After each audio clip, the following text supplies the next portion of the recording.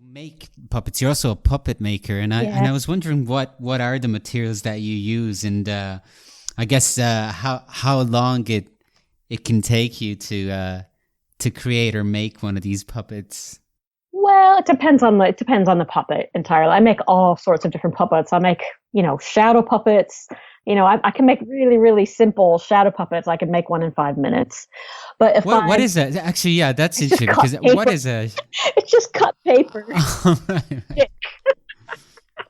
But you can make, elaborate mechanisms and things like that. So the polar bear I'm making now has like a opening and shutting mouth, and it's almost life size. It's a very big puppet.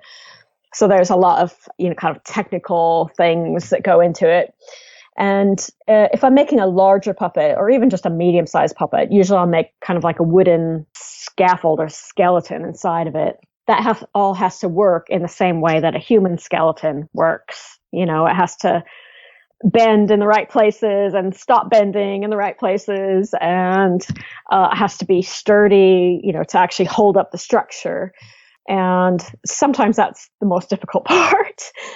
And then there's sort of like sculpting over on top of it. So, could be a sculpted face, could be sewn.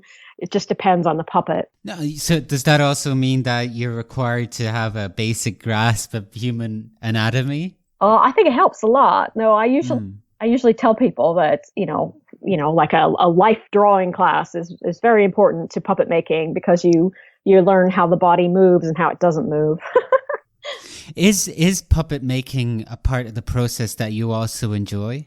I do love it. I do love it, but sometimes it's frustrating too. But sort of like when I'm at the end of the process of making the thing, usually I just feel like kind of elation, So it seems like all the kind of, frustration and little fiddly details, it seems worth it when the thing is finally animated, and I just love it when I see it on stage. Like, basically people will commission me to make puppets for their shows. So sometimes, I send the puppet off, and then sometimes I never see it again. But, sometimes pictures or video comes back where I get to see it incorporated into the production or the advertisement or the, TV program or film or whatever. And it's so exciting to see it kind of have its own life. I just love that. That's interesting. You get emotionally attached to your creations like that. Well, yes and no. Like I want it to have a life. I want it to go have the life it's meant to have. I don't have to keep it with me though. But I love to see pictures. I love pictures of them.